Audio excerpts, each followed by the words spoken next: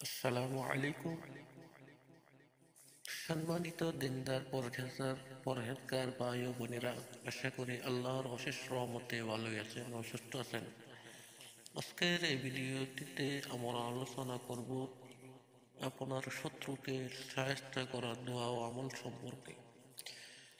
সম্মানিত ভাই ও বোনেরা, আজকের এই ভিডিওটি খুবই গুরুত্বপূর্ণ ও মর্যাদা সম্পন্ন হতে যাচ্ছে, তাই এই ভিডিওটি না টেনে পুরো ভিডিওটি দেখবেন।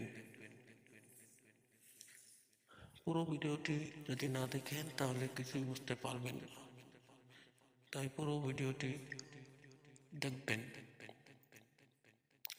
সম্মানিত ভাই বোনেরা, তাহলে চলুন আল্লাহ তাআলা আমাদের রাসূলুল্লাহ সাল্লাল্লাহু আলাইহি সাল্লাম এ সম্পর্কে কি দোয়া শিখিয়েছেন। মহান আল্লাহ তাআলাই তার প্রিয় বান্দাকে বিভিন্ন অনিষ্টতা ও ক্ষতি থেকে রক্ষা করে থাকেন। নবীজি সাল্লাল্লাহু আলাইহি ওয়াসাল্লাম তার উম্মতকে শত্রুর অনিষ্টতা থেকে বাঁচার জন্য আল্লাহর কাছে সাহায্য চাওয়ার দোয়া ও আমল শিখিয়েছেন। যে দোয়ার আমলে মানুষ জিন ও শয়তান শত্রুর আক্রমণ থেকে মুক্ত থাকা যায়, শত্রুর মনে ভয় সৃষ্টি হয়। হাদিসে পাকে এসেছে, হযরত ইবনে আবু আওফা রাদিয়াল্লাহু তাআলা আনহু বলেন, রাসূলুল্লাহ সাল্লাল্লাহু আলাইহি ওয়াসাল্লাম ইরশাদ করেছেন, খন্দকের যুদ্ধে শত্রু বাহিনীর ওপর বর্ণনা করেছেন এইভাবে: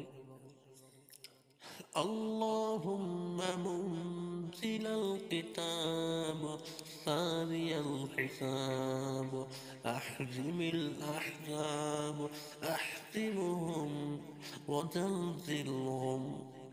অর্থ, হে আল্লাহ, হে কিতাব নাজিলকারী, হে তড়িৎ হিসাব গ্রহণকারী, আপনি শত্রু বাহিনীকে পরাস্ত করুন, তাদের পরাস্ত করুন এবং তাদের প্রকম্পিত করে দিন। বুখারী।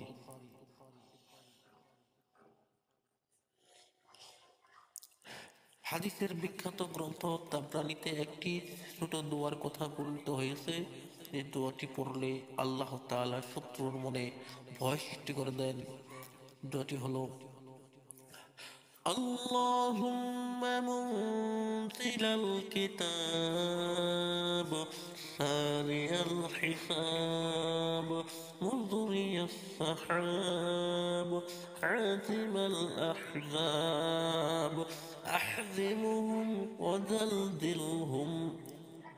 অর্থ, আল্লাহ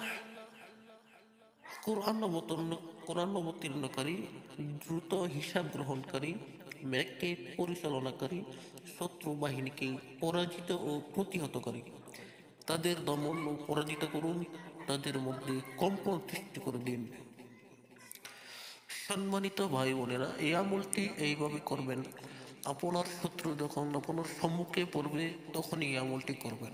প্রথমে একবার দরুদ ইব্রাহিম পাঠ করবেন, তারপর দোয়াটি দরুদ ইব্রাহিম এভাবে পাঠ করবেন: اللهم صل على محمد وعلى آل محمد كما صليت على إبراهيم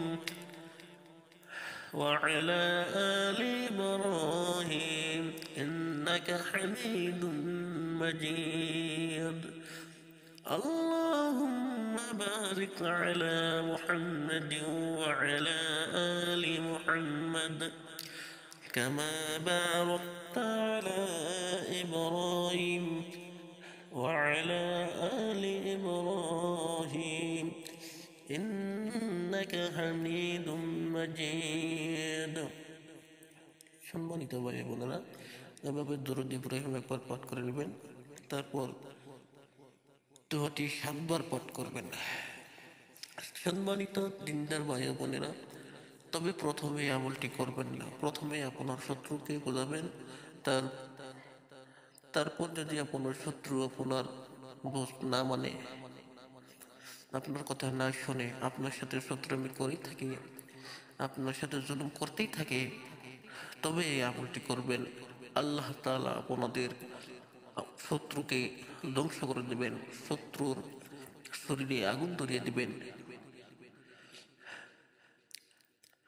সম্মানিত দিনী ভাই বোনেরা, আজকে ভিডিওটি এই পর্যন্তই। আপনারা সবাই ভালো থাকবেন, সুস্থ থাকবেন। আসসালামু আলাইকুম।